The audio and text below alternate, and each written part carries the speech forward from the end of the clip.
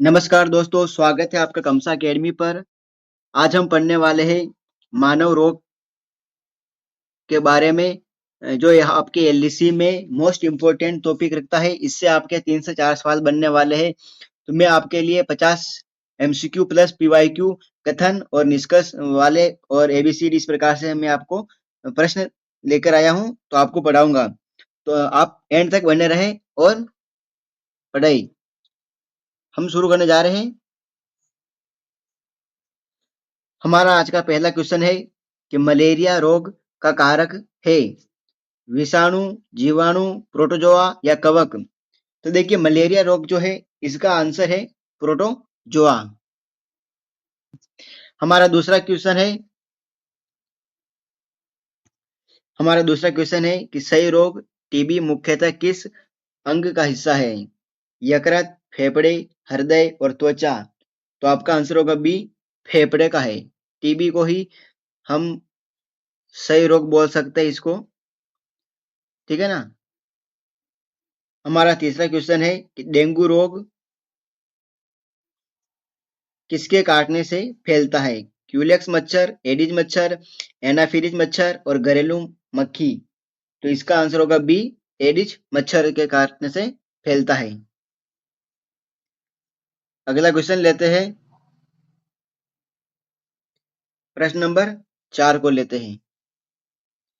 प्रश्न नंबर 4 है कि विटामिन सी की कमी से कौन सा रोग होता है? रिकेट्स, स्कर्वी, बेरी या रतुंदी। तो आपका आंसर हो जाएगा इसके अंदर बी, स्कर्वी होता है। देखिए बेरी विटामिन बी की कमी से होता है, रतौंधी विटामिन ए की कमी से होता है।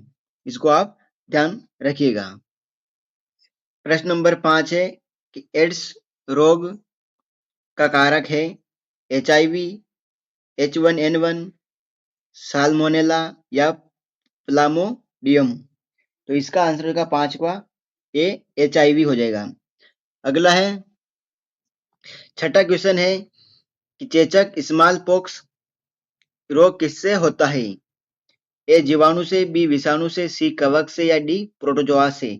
तो इसके अंदर आपका आंसर होगा बी, विषाणु से। देखिए चेचक जो स्मॉल पॉक्स है और जिसे हम छोटी माता चेचक और बड़ी माता, है ना, दोनों ही वायरस से होती है। जीवाणु से ये बैक्टीरिया वाले होते हैं। और इसकी मैं आपको एक ट्रिक भी बता दूंगा रोग की, जिससे आप आसानी से समझ सकते हो कि कौन सा रोग जीवाणु का है और कौन सा विषाणु का है, कौन सा प्रोटोजोआ का है। तो आप लास्ट तक बने रहोगे तो मैं आपको वहां पर इसकी ट्रिक बता दूंगा। अगला है प्रश्न नंबर 7 पे कि पोलियो से बचाव हेतु कौन सा टीका लगाया जाता है? ए बीसीजी का, ओपीवी का, डीपीटी या एमएमआर का। तो देखिए पोलियो से बचाव के लिए ओपीवी यानी कि इसका फुल फॉर्म होता है ओरल पोलियो वैक्सीन। इसकी फुल फॉर्म होता है ओरल पोलियो वैक्सीन, है ना। ओरल पोलियो वैक्सीन इसका पूरी फुल फॉर्म होता है। आगे बढ़ते हैं। प्रश्न नंबर 8 है कि मधुमेह डायबिटीज रोग का संबंध किस हार्मोन से है? एड्रेनलिन, थायरोक्सिन, इंसुलिन या टेस्टोस्टेरोन, स्टेरॉन, है ना। तो इसका आंसर हो जाएगा सी, इंसुलिन। अगला है 9 नंबर का, रिकेट्स रोग किस विटामिन की कमी से होता है? विटामिन ए, बी, सी या डी। तो देखिए रिकेट्स अभी हमने पढ़ा था स्कर्वी जो विटामिन सी की कमी से होता है, और रिकेट्स विटामिन डी की कमी से होने वाला रोग है। 10 नंबर का कथन कारण वाला प्रश्न आ गया है। कथन ए कह रहा है कि मलेरिया एनाफिलिस मादा मच्छर से फैलता है। कारण है कि प्लाज्मोडियम मलेरिया का रोगजनक है। तो इसका आंसर क्या होने वाला है? इसका आंसर होगा कि बी, ए और आर दोनों सही है, परंतु आर सही व्याख्या नहीं है। देखिए मलेरिया जो है ना एनाफिलिस मादा मच्छर से फैलता है, यह बात भी सही है, और प्लाज्मोडियम मलेरिया का रोगजनक है, ये भी सही है, लेकिन इसका कारण इसकी व्याख्या नहीं कर रहा है। अगला देखते हैं, प्रश्न नंबर 11 कि एनीमिया मुख्यतः किसकी कमी से होता है? आयोडीन की, कैल्शियम की, लौह तत्व की या फास्फोरस की कमी से। तो एनीमिया जो है लौह तत्व की कमी से होने वाला रोग है। 12 नंबर पर है हैजा कोलेरा रोग कारक क्या है? विब्रियो कोलेरियो, HIV, प्लाज्मोडियम या साल्मोनेला? तो देखिए इसका आंसर हो जाएगा बी, HIV हो जाएगा इसका आंसर। नहीं होगा, HIV एड्स का है ना, प्लाज्मोडियम प्रोटोजोआ में आता है। इसका आंसर होगा ए, विब्रियो कोलेरो। ठीक है ना। और आपसे अगर ये पूछ लिया जाए, अगला अगर हमारा आ जाता है 13 नंबर पर, टाइफाइड रोग किस जीवाणु से होता है? तो इसका आंसर हो जाएगा आपके बी, साल्मोनेला टाइफी का, है ना। विब्रियो भी हमने देखा, हेजा के बारे में पूछा है। अगला है कि बीसीजी टीका किस रोग से बचाव हेतु लगाया जाता है? पोलियो, टीबी, डेंगू या एड्स? तो बीसीजी का जो टीका है वो लगाया जाता है टीबी, है ना। बी आंसर इसका हो जाएगा। अगला आता है कि उच्च रक्तचाप को सामान्यतः कहा जाता है? तो इसका आंसर क्या होने वाला है? इसका आंसर होने वाला है बी, हाइपर टेंशन, है ना, हाइपर टेंशन। यानी कि अगर आपके रक्तचाप उच्च हो जाएगा, यानी इसको बोलते हैं हाई ब्लड प्रेशर, है ना। अगला है 16 नंबर पर कि एड्स रोग शरीर की किस प्रणाली को प्रभावित करता है? पाचन तंत्र को, श्वसन तंत्र को, प्रतिरक्षा तंत्र को या उत्सर्जन तंत्र को? तो इसका आंसर होगा सी, प्रतिरक्षा तंत्र को प्रभावित करता है। अगला हमारा 17 नंबर पर आता है कि गेंगा रोग किसकी कमी से होता है? आयोडीन की, आयरन की, विटामिन सी की या कैल्शियम की कमी से होता है? तो हमारा आंसर होगा ए, आयोडीन की कमी से होने वाला रोग है। दोस्तों अगर क्लास अच्छी लग रही हो तो इसको लाइक, कमेंट और सब्सक्राइब कर लीजिएगा, क्योंकि इसमें बहुत मेहनत लगती है एक एक क्वेश्चन को टाइप करने में। तो आपके भाई को सपोर्ट करिएगा, क्योंकि मैं ज़्यादा टाइम वेस्ट नहीं करूंगा, आपको केवल पढ़ाने का ही काम करता हूं यहाँ पर, ठीक है ना।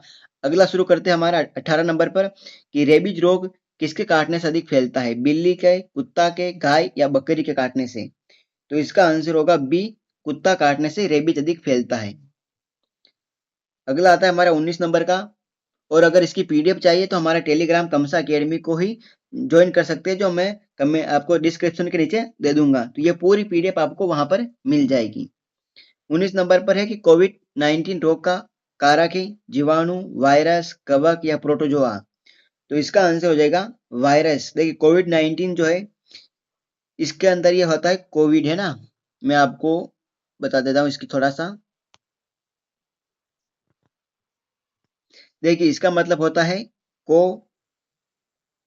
वी और कोविड, है ना। इसका मतलब होता है को का मतलब होता है कोरोना, क्या होता है? कोरोना। वी का मतलब होता है वायरस, ये इसकी फुल फॉर्म पूछ ली जाए कभी तो। और डी का मतलब होता है कि डिजीज, यानी कि बीमारी, है ना। ये इस प्रकार से आप याद रख सकते हो। फिर आगे देखते हैं हम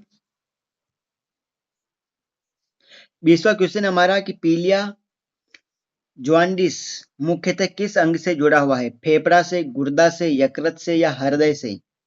तो इसका आंसर हो जाएगा यकृत से जुड़ा हुआ है। यकृत यानी लीवर से जुड़ा हुआ है ना। ये आप याद रख सकते हो। आगे चलते हैं, कथन निष्कर्ष वाला या कथन कारण वाला एमसीक्यू आ गया वापिस। हम दोनों को मिक्स में लेकर चल रहे हैं, वर्तमान ट्रेंड भी इसी प्रकार से चल रहा है। 21वां कहता है, कथन ए कि डेंगू में प्लेटलेट्स की संख्या कम हो सकती है, कारण कि डेंगू एक विषाणु जनित रोग है। तो इसका आंसर होने वाला है कि दोनों सही है, पर आर की वजह नहीं है। हमारा 22वां है कि कथन ए कह रहा है कि आयोडीन युक्त नमक गेंगा रोग रोकने में सहायक है, कारण है कि आयोडीन थायराइड ग्रंथि के लिए आवश्यक है। तो इसका आंसर आने वाला है कि दोनों सही है और आर सही व्याख्या कर रहा है। तो इसका आंसर ए हो जाएगा। अगला है कि इंसुलिन का निर्माण किस ग्रंथि में होता है? थायराइड ग्रंथि में, अग्नाशय में, पीयूषिका या अधिवक्र में होता है? तो इसका आंसर है बी, अग्नाशय में होता है। ठीक है, हम आगे चलते हैं। नो टाइम वेस्ट, ओनली काम। 24वां है कि रतौंधी रोग किस विटामिन की कमी से होता है? विटामिन ए, बी, सी या डी? ये मैं आपको पहले बता चुका हूं, ये विटामिन ए की कमी से होने वाला रोग है। विटामिन बी की कमी से होता है बेरी बेरी, विटामिन सी की कमी से स्कर्वी और डी से रिकेट्स होने वाला रोग है। ठीक है ना, चारों के बता दिए आपको। प्रश्न नंबर 25 कह रहा है कि स्वच्छ जल किस रोग की रोकथाम में सबसे अधिक सहायक है? ए पोलियो, हैजा, कैंसर या मधुमेह? तो स्वच्छ जल की बात कर रहे हैं यहाँ पर, तो ये हैजा हो जाएगा, हैजा। और इस हैजा के बारे में आपको बता दूं कि इस हैजा की जो खोज की थी, है ना, हैजा की खोज किसने की? तो हैजा की खोज की थी रॉबर्ट कोच ने। किसने की? रॉबर्ट कोच ने की थी। हम आगे बढ़ते हैं। प्रश्न नंबर 26 कि निम्न में से कौन सा संक्रामक रोग नहीं है? टीबी, हैजा, मधुमेह या डेंगू? तो इसका आंसर होगा सी, मधुमेह। ये संक्रामक रोग नहीं। संक्रामक रोग का मतलब होता है कि जो छूने से फैल जाता है या हवा से फैल जाता है, वो संक्रामक रोग है। और असंक्रामक रोग किसे कहते हैं? जो फैलता नहीं है। तो देखिए, मधुमेह फैलता नहीं है। टीबी, हैजा और डेंगू, देखिए हैजा और टीबी ये दोनों तो जीवाणु बैक्टीरिया से फैलने वाले रोग है, और डेंगू जो है वायरस से फैलने वाला रोग होता है। मैं कह रहा हूं कि क्लास को एंड तक देखना, मैं इसकी ट्रिक बताऊंगा जिससे आप आसानी से इसे सोल्व कर सकते हो। हमारा अगला है 27 नंबर पर कि डीपीटी टीका किन रोगों से सुरक्षा देता है? डिप्थीरिया, काली खांसी, टिटनस, टीबी, पोलियो, डेंगू, चेचक, हैजा, टाइफाइड, एड्स, टीबी और पोलियो? इसका आंसर क्या होने वाला है बताइए। तो देखिए, इसका आंसर होने वाला है 27 का आंसर है ए। देखिए, डी, पी और टी। डी का मतलब हो जाता है डिप्थीरिया, पी का मतलब होता है परटूसिस जिसे काली खांसी कहते हैं, और टी का मतलब टिटनस होता है। तो ये टीका इन तीनों बीमारियों के लिए लगता है। इस ट्रिक को आप याद रखिएगा कि डीपीटी का टीका मतलब डिप्थीरिया परटूटिस, यानी काली खांसी को परटूटिस भी कहते हैं ना, और टीबी के टिटनस के लिए लगता है। ओके, आगे चलते हैं। देखिए, हमारा अगला है 28वां कि शरीर में रक्त शर्करा की जांच किस रोग में महत्वपूर्ण है? मलेरिया, मधुमेह, टीबी या स्कर्वी में? तो हो मधुमेह के अंदर हो जाएगा। रक्त शर्करा यानी कि डायबिटीज, शुगर की बात हो रही, मधुमेह के अंदर हो जाता है। इसके बाद 29वां है कि हीमोफीलिया रोग संबंध किससे है? पाचन से है, रक्त का थक्का बनना से है, दृष्टि से है या श्वसन से है? तो हीमोफीलिया इसका संबंध हो जाएगा रक्त का थक्का बनना से।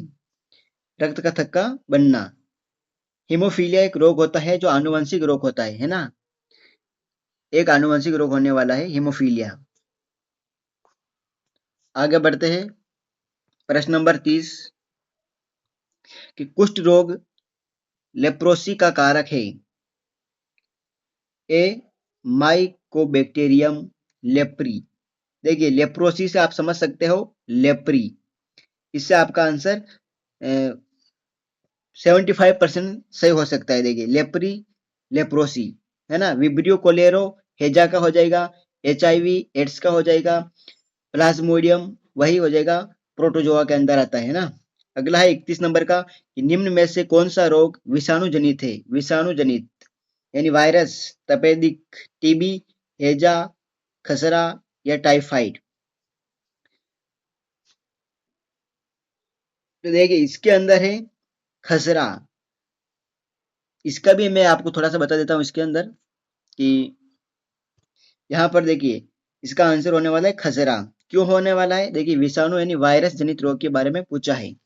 तो तपेदिक, टीबी, हैजा और टाइफाइड ये तीनों कौन सी बीमारी है? ये होने वाली है जीवाणु जनित बीमारियां हैं। मैं फिर कह रहा हूं, अगर ट्रिक चाहिए तो इस क्लास को एंड तक देखना, आपका कोई भी डाउट नहीं रहेगा। खसरा का मतलब होता है MMR, ये टीका लगता है खसरा के लिए। मम्स, मिसल्स और रूबेला ये 3 बीमारी होती है वायरस से, जिसके लिए ये टीका लगता है। जैसे कि अभी मैंने आपको पहले बताया था कि डीपीटी का टीका जो लगता है वो अलग है, और ये MMR टीका लगता है, मम्स, मिसल्स और रूबेला। तो ये खसरा के लिए लगता है, MMR टीका लगता है, और ये वायरस जनित रोग है। हमारा अगला सवाल देखेंगे हम।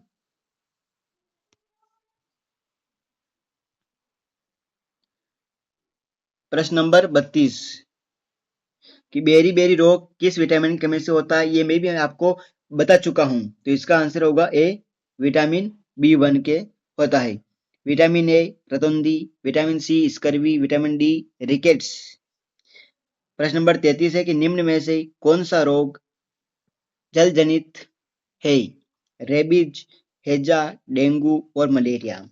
ये भी आपको बता चुका हूं मैं। तो इसका आंसर होगा बी, हैजा।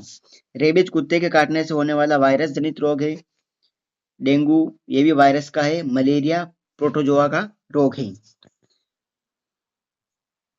आगे देखते हैं प्रश्न नंबर 34 कि मानव शरीर में टीकाकरण का मुख्य उद्देश्य है पाचन बढ़ाना, रोग प्रतिरोधक क्षमता बढ़ाना, रक्तचाप कम करना या शरीर का ताप बढ़ाना। तो देखिए टीकाकरण जो होगा ये रोग प्रतिरोधक क्षमता को बढ़ाता है हमारे।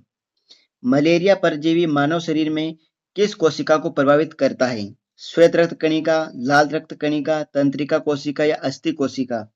तो 35 का आंसर आपके बी, लाल रक्त कणिका हो जाएगा। आगे बात करते हैं हम 36 नंबर पर कि निम्न में से कौन सी असंचारी रोग है? डेंगू, टीबी, मधुमेह और पोलियो। तो इसका आंसर होगा सी, असंक्रामक, असंचारी नहीं असंक्रामक रोग होगा इसके अंदर ना। अगला है कि हेपेटाइटिस बी मुख्यतः किस अंग को प्रभावित करेगा? हृदय, यकृत, फेफड़ा, त्वचा।